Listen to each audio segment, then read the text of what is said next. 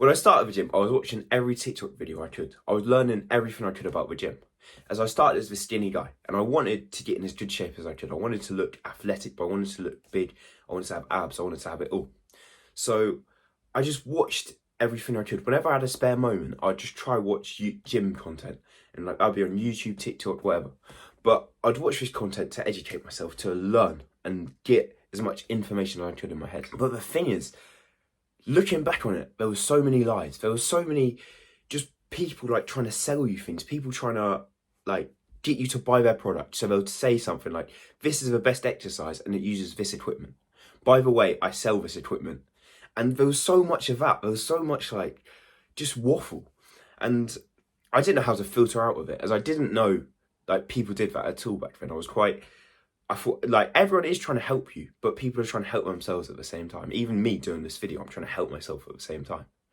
And not knowing this, I believe so many lies and I listened to so many just stupid things that I wish I never listened to. And this didn't ruin my gym journey, but it made it a wonky journey. It made it a hard journey. As through the journey, obviously I went from skinny to like in good shape. But I had this point where I was like a strongman build. I just didn't like how I looked. I felt like I was chubby. I felt really bad in like mood, and my joints hurt so much. My back hurt, my shoulders hurt, like everything hurt. And I feel I became that person just because of the lies mainly. A bit, I should take accountability. Like I should have realised what was happening and what I was doing wrong. But it was also because of what I've been told. Because I heard so many things, I just had to listen to them. And they didn't work out well for me. The first lie I've been told is when you're bulking, you can eat any food you want. This was like, doing this just stunted my progress. I remember coming home, I would buy packs of cookie doughs. I'd put it in the oven and it'd be like 1,800 calories, I want to say, or 1,300 calories. And I would eat the whole thing.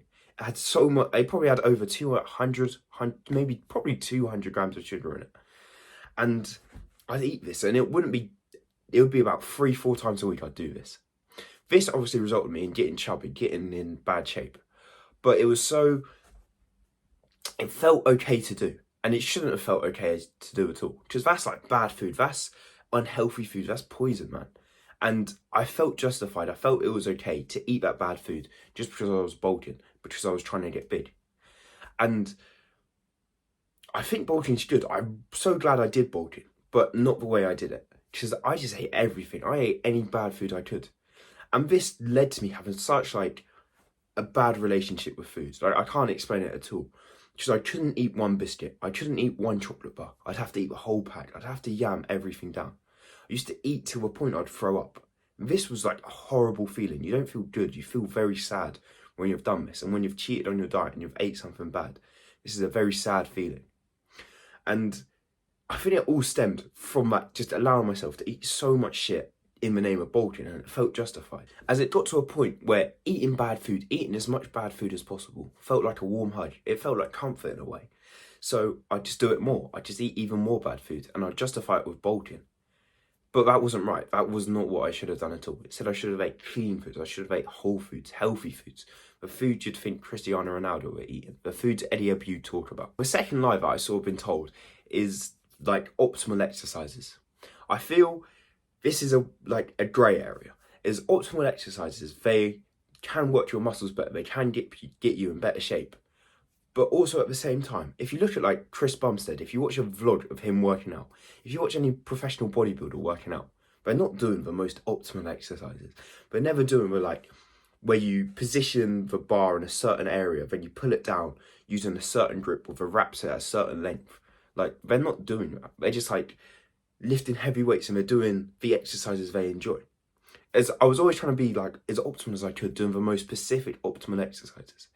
And some of them were just weird, not weird exercises, but they didn't feel good. I couldn't even feel like, I'd do like pull downs with one arm and I couldn't even feel them. I couldn't even feel them in my back. Versus I'd do a pull up. Yeah, I'm feeling in my back. So I wish I didn't care about the optimal exercises. I wish I didn't care about doing the best exercises for me. Instead, I wish I cared about just enjoying the gym and doing exercises I like. As every exercise works, everything works. So you don't have to do the most optimal specific exercise. And the third thing is optimal workouts. This is the same.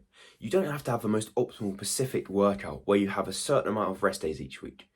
As I've tried it where I've had like a specific, really specific, like detailed workout for what I'm going to do, where it's most optimal. It's the most like scientific there is. And I haven't enjoyed them. I've done like just push pull legs all the time, and I enjoyed it for a little bit, but then I stopped enjoying it, as I preferred the feeling of just doing a full arm day. Maybe it's less optimal, but I like the feeling more. And again, if you look at a professional bodybuilder, or if you look at anyone in really good shape, they're not all that optimal. Instead, they're just doing what they enjoy, what they like. So why not do that yourself as well? Why not just do what you like? It's what you like, you're going to be more consistent with, and you're going to show up more and do it. The fourth thing is a quote that I heard someone say, and I don't know why, but I just thought it was so stupid. And it's abs on show, muscles won't grow. What this means is to get bigger, to bulk essentially, to get like in better shape, you can't still have abs. You can't still be lean. Instead, you've got to like add fat. If you gain muscle, you have to have fat. And this is what like a lot of people say and a lot of people believe. And I think it's a complete lie. As I was at 95 kg at one point. I cut down to 73. I was very ripped and I was very lean. From that point, I've been able to get to 80 kg, and I've still been able to maintain abs the whole time. I've still been able to like have bicep fit, be a lean physique, have shoulder strength the whole time. And this is just I ate whole foods. This is just I ate real foods. As I feel that statement's true. Abs on show, muscles won't grow. That statement is true if you eat dirty foods, if you eat junk food.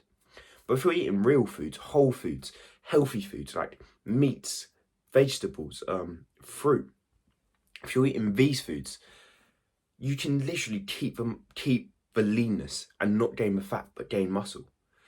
As you're getting the right nutrients, you're getting the right like nutrients you need, and so your muscles can grow bigger. But you don't need to eat so much food that you get fat. You don't need to have so much sugar that you get fat.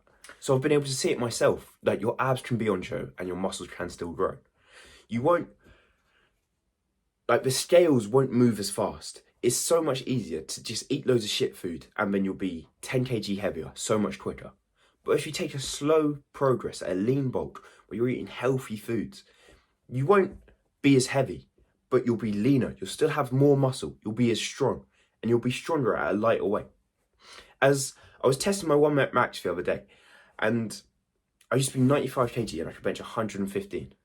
Now I'm just about 80 kg, I think, and I can bench 110. And I haven't even been doing bench press for the last year. This is because I'm able to maintain my muscle. I'm able to still stay big and still have muscle, but be lean, because I'm eating real foods. And the fifth lie is your genetics are a limiting factor.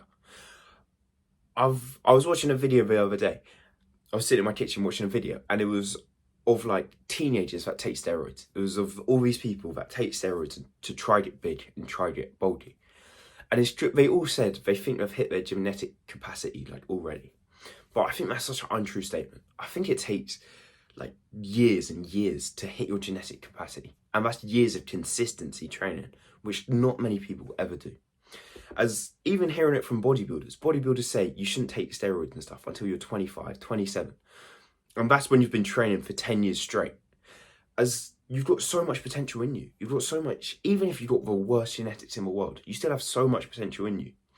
And if you do all the right things, you sleep right, you have a good diet, you train well, you train with good form, you're going to get to such progress, and you're always going to see progress. It may slow down at points, it may fall off at points, but you're still going to see progress. And the points when it does slow down, I think, if I can think of every point when I've plateaued, when I've not made progress in the gym, there's been something lacking. I've either been bad with my diet, I've been sleeping wrong, or I've just not been going gym, I've not been consistent with it. Like, if I stay committed, when I give 100% to it, I'm always making progress, I'm always moving. But when I fall off a bit, when I take my foot off the gas, that's when I start to plateau. So, yeah, I don't think you're going to hit your genetic capacity, and your genetics are no excuse. As I probably have quite good genetics. Judging from how I've progressed in the gym, I may have good genetics, but I've also done all the work. I've had the good diet for years. I've slept well for ages. I've always checked my form. I've made sure I've got good form. And I've been able to just get in really good shape. Versus if I just told myself I had bad genetics, then I would never even do those things. So your genetics aren't holding you back. And especially if you're starting the gym, your genetics aren't holding you back. And that's just how it is. And that was all for this video. Please comment down below any lies you've been told about the gym. And like and subscribe. I'll see you in the next one.